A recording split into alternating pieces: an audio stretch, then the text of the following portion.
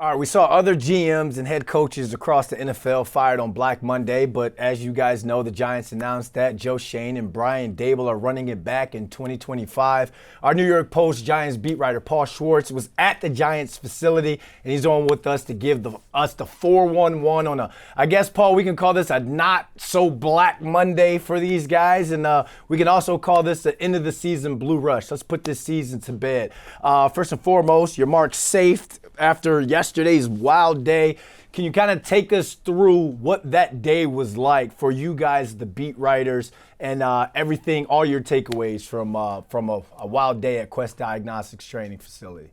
Hey, Brandon, I like that they added John Mara to that little graphic there. You Right? see it, the holy We had trinity of Shane and Giants Daboll. Now football. we had John Mara needs to be in there, right? Because he Yep. was the man of the moment on Monday. There's no question. Look, got up Monday morning after the game in Philly on Sunday, and I didn't know. I had an inkling that there was not going to be massive changes. I did not think Joe Schoen was going to be fired, and by Sunday night, I kind of was got the vibes that they're not making major changes here. But look, I didn't know. So you get to the building, you don't know. We're supposed to have locker room access around 8:30. 8:45, I guess. And 8:40, the Giants come out with a statement. No one got beat on it. No one had it for anybody else. That John Mara said, we're bringing these, now the season's over. It's important for me to clarify this. We're bringing these guys back. Brandon, usually you don't get a statement saying guys are not being fired. You know what I Yeah. mean? But Yeah. but you know what I mean? It's like you get a statement that there's going to be firings, I don't get a call from my boss every day saying, oh, by the way, you're still working. Okay. Hopefully I don't get the call that says, oh, by the way, come in and bring your laptop, right? That you don't want to hear. So, but this, John Mara read the room and knew this was a big thing. You can't just go about business as usual. So they came out with that statement, which was good. So we got in the locker room for like, I don't know, hour and a half, and we could talk to players about the brain trust is coming back. They care more about Brian Daboll, right? That's a more intimate relationship with the coach than the GM. But look, the GM drafted a bunch of these guys, signed some of these guys. So, we talked to the players about that. Then there was a waiting. Then right after that, right to John Mara. And look, I know fans are very down on John Mara. That's what happens when you own a team and the team is not good. That's what happens. You're not popular. I get it. That's why you get booed every time you walk out there at MetLife Stadium. But John Mara really, really, I'm not going to say he sold the case for bringing them back. He explained it, and we'll get into those reasons, after I go through this.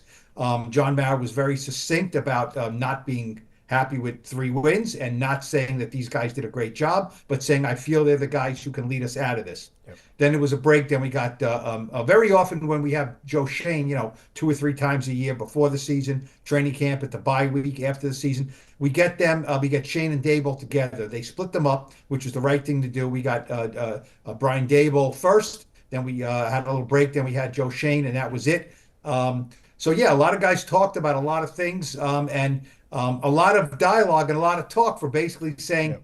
no one's leaving, right? Which was very interesting. So we can break it all down from here. 2 things. I do need the reassurance that I do have a job every day. I want to make sure my key card works when I come into the new studio. And then secondly, you hit it on the head when you said John Mara read the room. Going through the comments yesterday you see videos being posted from different excerpts that, him talking. Saw a lot of people kind of trying to make fun of him or mock him, saying, hey, oh, I'm impatient, but at the same time, I'm keeping these guys for another year.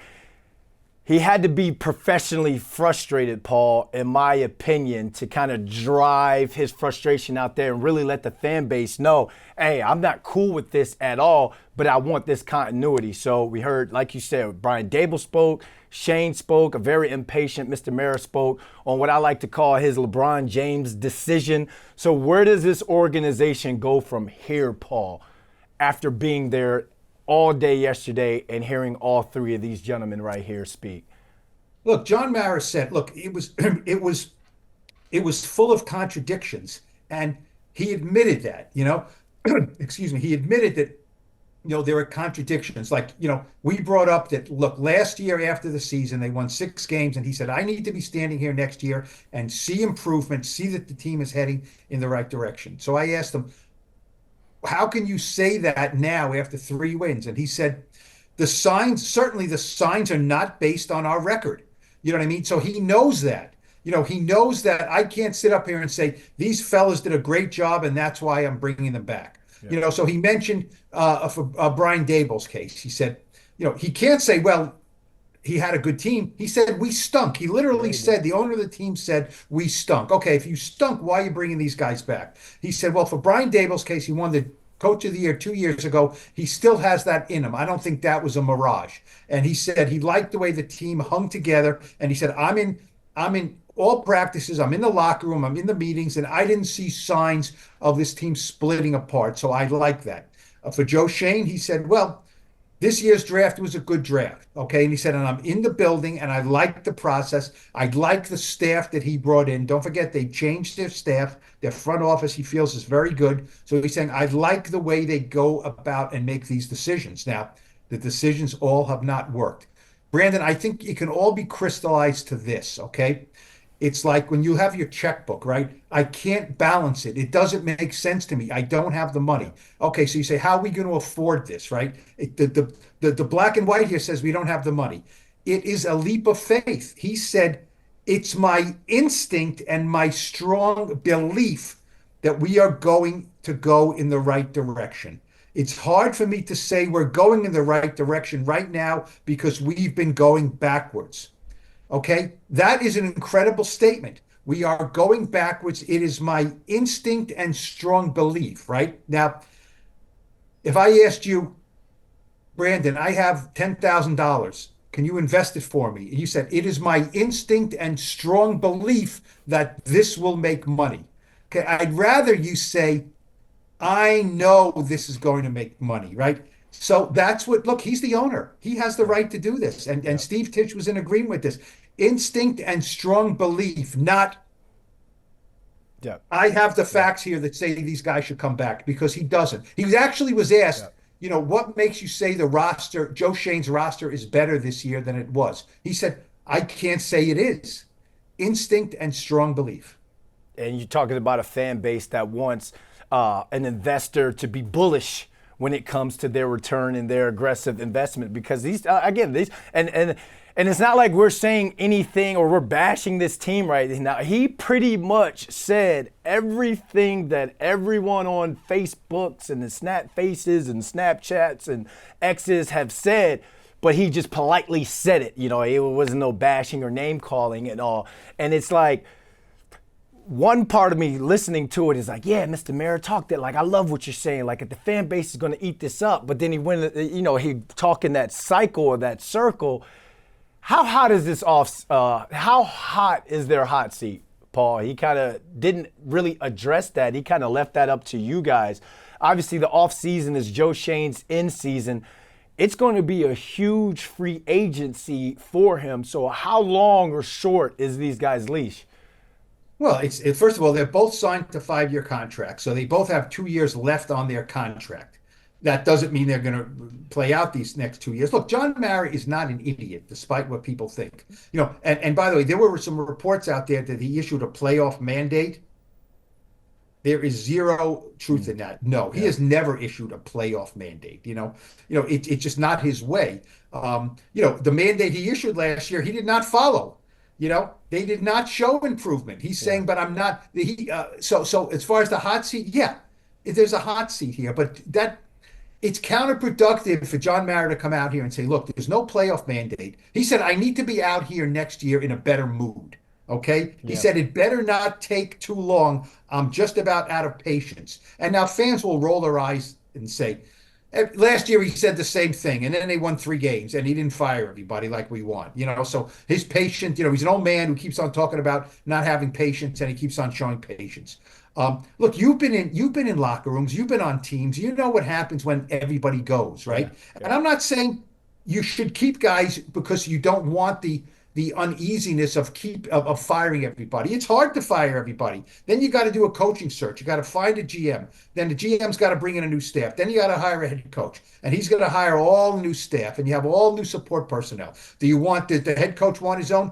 weight training guy. Okay, you got to change the weight now. The new weight training guy comes in and he says, I like all those machines over here. I like all those machines over here. Now you got to change everything. Now there's a new practice schedule. Now, he says, I don't like the way the cafeteria is set up. Let's change the cafeteria. Yep. So, Yep. it's all encompassing. So you can't be afraid of that. But John Mara said, when you do that every 2 years, it doesn't work.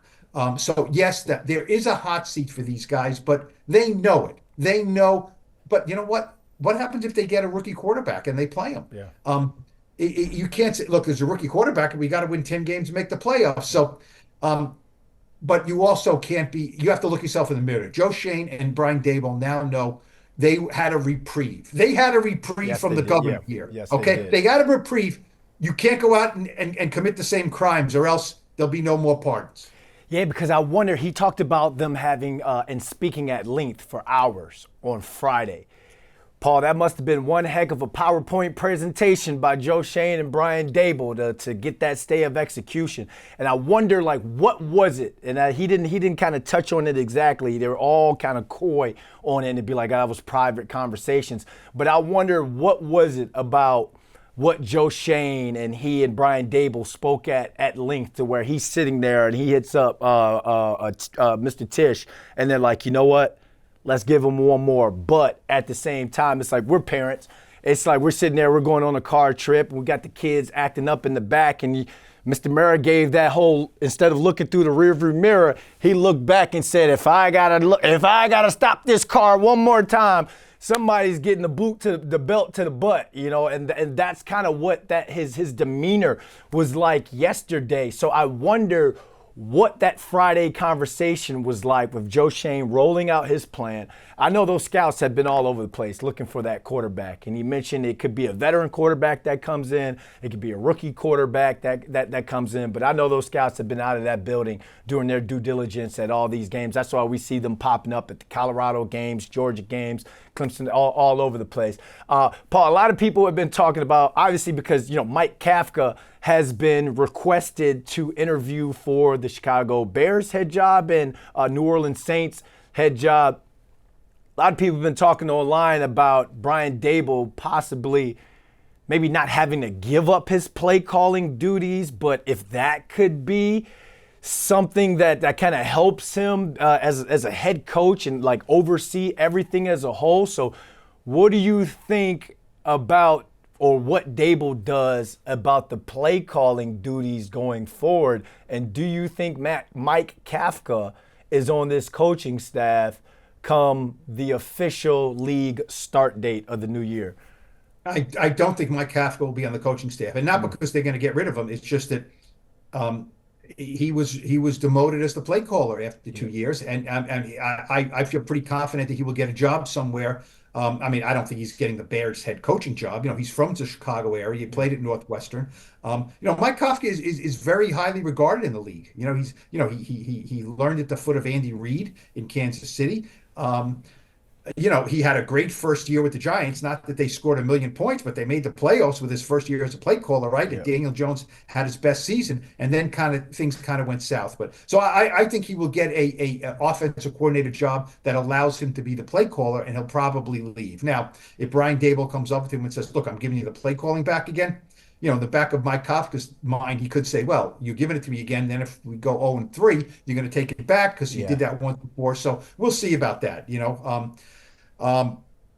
As far as what they said at these meetings, Brandon, there was a lot of talk about the quarterback, I think. You know what I mean? Now I don't think they just sat there and said, look, we're just going to, we didn't have a quarterback. We're going to get a quarterback and we're going to be great, because that's just dumping it all on the quarterback. But they have the number 3 pick. They can get either Cam Ward, Shedeur Sanders, or Travis Hunter. They know that, right? Somebody can't pick 2 players. They know they're going to get one of the top 3. Travis Hunter is the best player in this draft, but he's not a quarterback. So we'll see how that shakes out. Okay, I still think they're going to do everything they can to draft a quarterback. That's the model they want. You draft a quarterback, you have him for 4 years and $40 million. Now you sign a stopgap, and when the rookie's ready, you play him. You don't have to play him right away.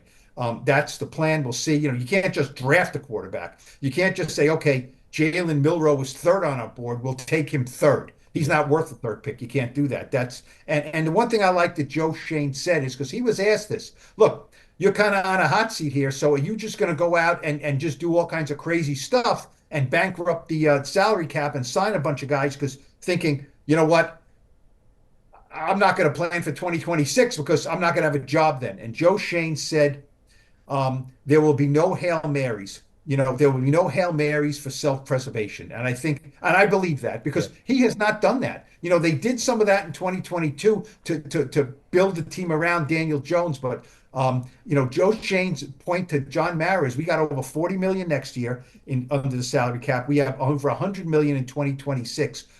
We gambled on Daniel Jones, but we did not financially corrupt our salary cap for Daniel Jones. We're out of that with a minimal, dead cap hit of 22 million in 2025. So we did not do what what other teams have done, what the Browns did. We did not do what the Jaguars did. Yeah. So, that was his pitch, and I'm sure Daboll's pitch was also, I got to do better. What I liked what both of these gentlemen said was, I made mistakes and I have to do better. They did not say, oh, poor me. They have to do better. They realize they get a second chance at this now. And look, the quarterback is going to be the hot topic. It's just going to be because they need one. They need one. They need one. It is, Paul, and because they have that third pick, and because we're talking about this not being such a strong quarterback draft class, especially compared to last year, and you see what a lot of these first-round rookies are doing going to the playoffs, and even if you're a Drake May or a Caleb Williams that's not going to the playoffs, you showed enough to show that, hey, we got something for the future.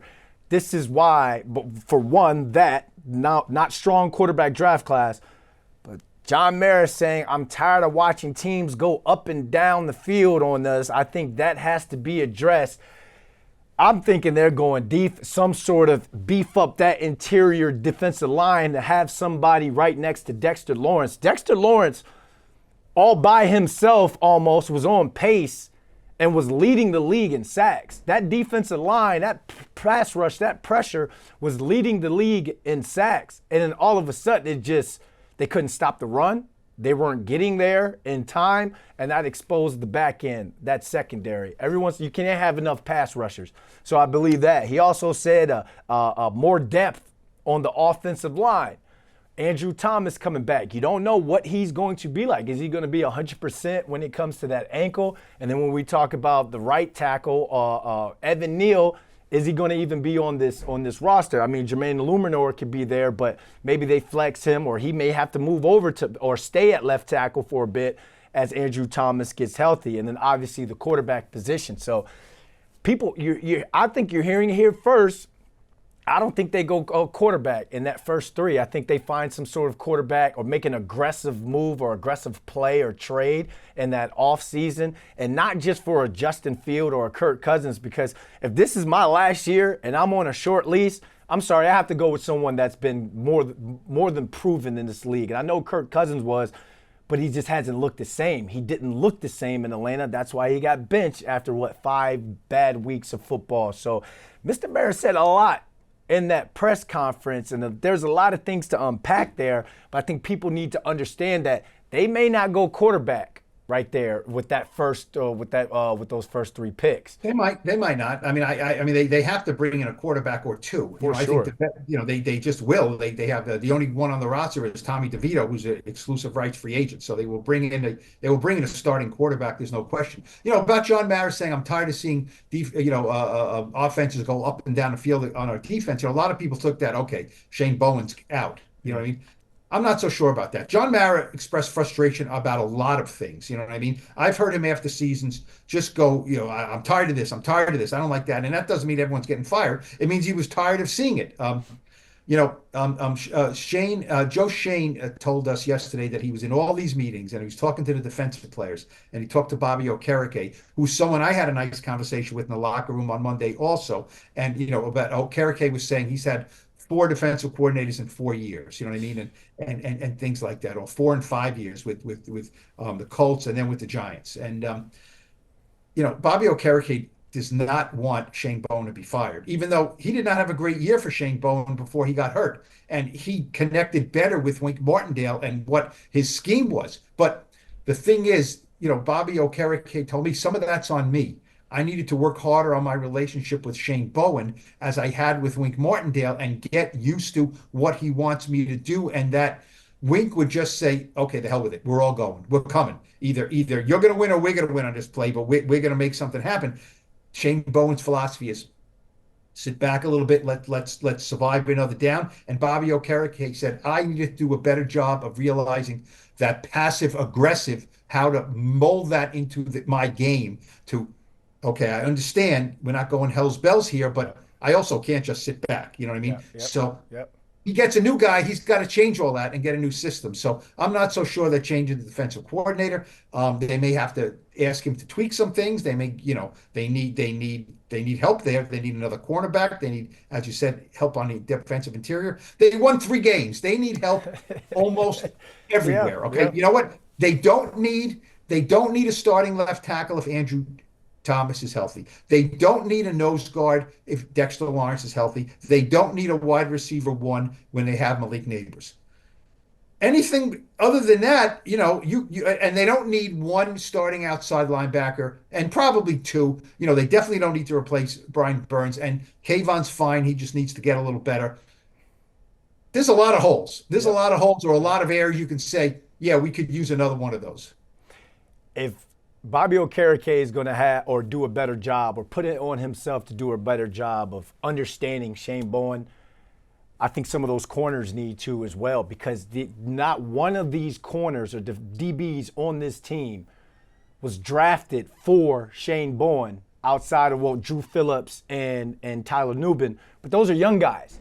They haven't spent time all they know is Shane Bowen when it comes to a defensive coordinator. So if you have a guy like Tay Banks and Cordell Flott and even Adoree Jackson, who had pretty solid years with their time, whether their 1 year with Wink, and then they kind of digressed and took a step back because of the change up in the style of defense and not knowing that, hey, blitz is coming, ball's going to come out. Now you're having to read through receivers and hoping that the pass rush gets there with just 4. I think that all that needs to come together if you're not going to replace that. And if you're Bobby Okereke, no one's trying to go through all these coordinators, Paul. And I think fans have to understand that. At one point, the Giants' defense was up there. It was like a top 10, top 15 defense. They led the league in sacks. They led the league in pressures. You had guys being talked about when it comes to defensive player of the year as an interior lineman. It all has to come together, though. Like next year, for everybody's sake, it all has to come together. And that goes, you said you talked to Bobby Okereke, so you talked to even more of the players. Give it to us, because we've heard the Darius Slaytons and the Wan'Dale Robinsons say they wanted Brian Daboll back. Give us everything these players were saying, because at 3-13, there's going to be frustration. There's going to be guys that are like, I had a good enough year. I can build off of it next year. And then there's going to be guys like the Jermaine Illuminor who just goes out on Twitter and say, we got to be better. We will be better for you guys. Give us the nitty gritty of the locker room and what the players were saying about everything. You have to be careful. I mean, you should listen to the players, but I've been in a lot of these, baggy day, end of season stuff. And, players who start every game and play all the time very often don't say, we need a change. We need a change. You know what I mean? They play. They getting paid. You know what I mean? The status quo and we want continuity is fine. But obviously, when you win 3 games, that doesn't, that you don't want to hear that. But players saying, so to me, when players said, we're glad these guys are back, especially the head coach, because they're the one that he works with closely. I listen to that and I respect that, but that doesn't mean the coach should come back. You know what I mean? Because you don't necessarily have to listen to players on a team that won 3 games on what they think should happen. But, I mean, guys like John Runyon Jr. in his first year with the Giants said, look, everyone here is happy Dave's is back. We like him. He respects us. He knows what he's doing. Jermaine Illuminor, who you mentioned, said to me, look, it didn't work. We know it, but Dave's is a good offensive coordinator. He's a good offensive play caller. He's a good head coach. It just didn't work. Wan'Dale Robinson again said, look, you got to be careful with change. You never get, it could get worse. It could get better, so he wants to stay the course here. So I think the players were relieved. When a new boss comes in, you always wonder, oh, well, where do I fit in with him? Where's my, what is his vision of what the job is, and where does he see me fitting into that vision?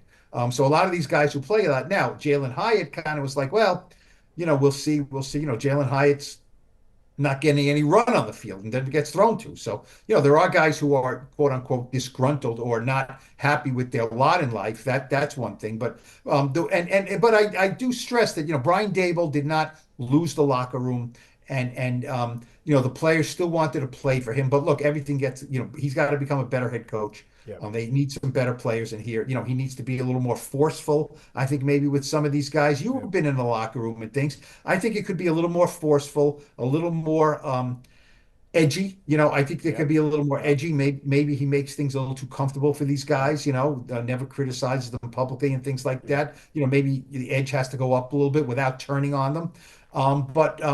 The players realize what the deal is. They realize that, Brian Burns said, look, I would take all these guys, heal up. We went through a lot this season. It was a bad season. Heal up mentally, physically. And he said, because he said, I know I got plans and for next year. My plans don't include this. They don't include this, being out of contention in Thanksgiving. Yeah, and if he comes in next year you can't change the culture. In 3 years, you've already kind of implemented your culture, but you got to be able to hold guys accountable, and you can't overdo it. Like, you can't judge it in the fact where it's like, well, wait, the last 3 years you allowed us to do X, Y, Z. Why are you switching up and you're yelling more, or why are everything's so tense more? It's got to find a way to find that balance, but players are going to respect that. Players, there shouldn't be one player in the NFL that gets mad when a head coach or a captain on the team tries to hold you to accountability. Everybody's out there trying to play for whatever the stats, your money, your family, but it's all about the guys in the locker room at the end of the day. So it's going to be interesting, not only this offseason, but training, everything, because these guys are going to be under a microscope. But these three guys gave us a lot to talk about, Paul, and they're going to give us even more to talk about this offseason. So make sure you guys stay locked in to Blue Rush, because we got more Giants football to talk about all throughout the offseason. Paul, thanks for hopping on with us today, man. I know you had a busy day yesterday. Rest up, man. Rest up. Hey, no, it was a rough season, not enough wins, but there's a lot to talk about, right? And now the Giants can go about the business of making their football team better, as opposed to searching for the guys who then will try to make the football team better. So, third pick in the draft, a lot of money in free agency. Let it ride. It's going to be a lot. Make Giants football great again. Thank you guys for watching Blue Rush.